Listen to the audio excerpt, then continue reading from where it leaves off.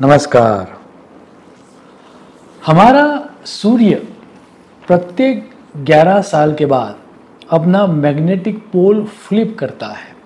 That means जो north pole होगा वह साउथ पोल हो जाएगा और जो साउथ पोल होगा वह नॉर्थ पोल हो जाएगा।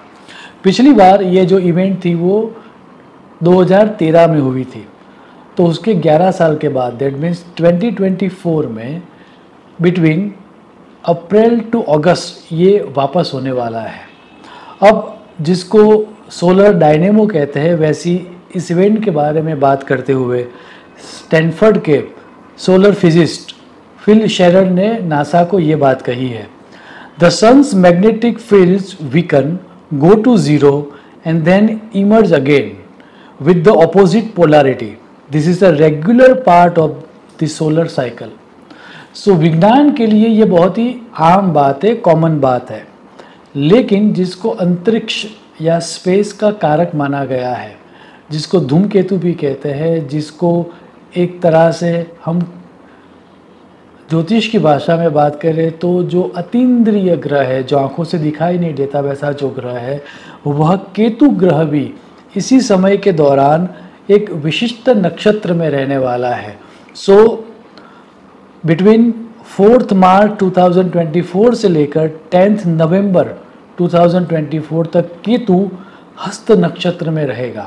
सो केतु का हस्त नक्षत्र में होना और उसी समय के दौरान सन की अपनी मैग्नेटिक पोल को फ्लिप करना, ये दोनों कंबाइन जब हम करते हैं और उसके बारे में जब एस्ट्रोलॉजिकल हम विचार करते हैं तो ये घटना पूरी तरह से स्पेस वेदर को चेंज कर देगी। अंतरिक्ष में बहुत बड़े बदलाव आएंगे, ये तय है। और उसका प्रमाण हमें मिलता है तब जब ये कहा गया है कि हस्त नक्षत्र जो है उसका जो स्वामी है वह स्वामी है सविता देवता, और उसके बारे में तैत्तिरीय संहिता में यह सूत्र दिया गया है, हस्तो नक्षत्रम सविता देवता। अब सविता देव को कुछ विद्वानों ने सूर्य भी कहा है। इतना ही नहीं, वेदों में सविता देव की कुछ यूनिक कैरेक्टरिस्टिक दी गई है। मैं यहाँ पर सिर्फ और सिर्फ ऋग्वेद में से कुछ ऋचाएँ आपको एज ए रेफरेंस देना चाहूँगा। जैसे कि ऋग्वेद की एक ऋचा है सवितारम नृ चक्षसम।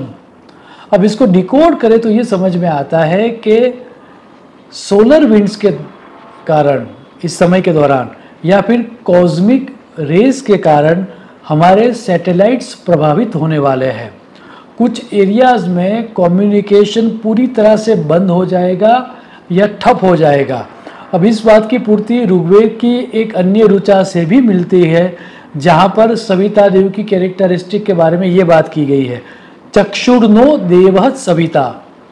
सो जो हमको दिखाते हैं, जो हमारा सर्विलियंस करते हैं, वैसे हमारे सैटेलाइट्स या हमारी जीपीएस सिस्टम पूरी तरह से डिस्टर्ब होगी, ये तय है, either because of solar winds या सूर्य तूफानों के कारण या फिर कॉस्मिक रेज के कारण, ये तय है।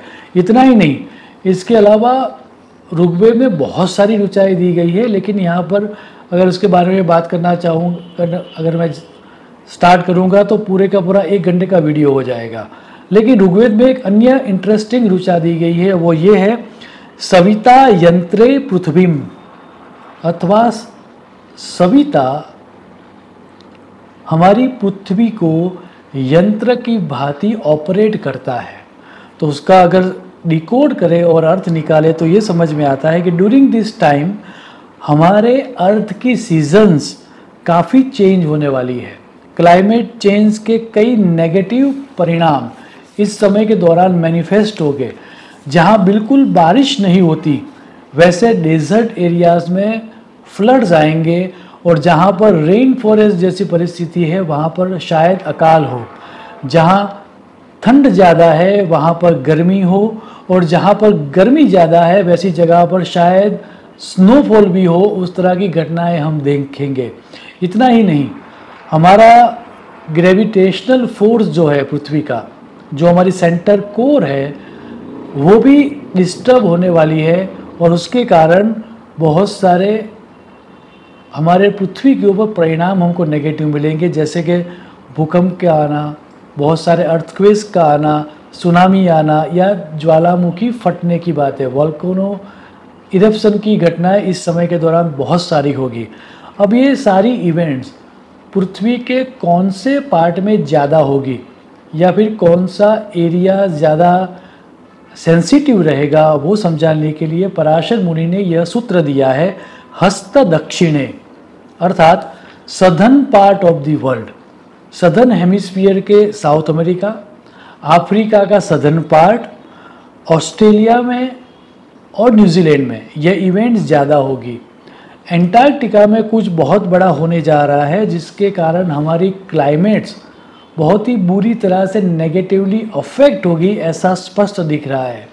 अंत में आने वाला ये समय हमारी स्पेस वेदर को ज़्यादा नुकसान न करे, और जब ये समय ख़त्म हो जाए तब हमारे सैटेलाइट्स एवं हमारी जीपीएस सिस्टम जितनी हो सके उतनी सुरक्षित रहे, ऐसी ईश्वर को प्रार्थना करते हुए मैं मेरी वाणी को विराम दूंगा। शुभम भवतु। प्रणाम।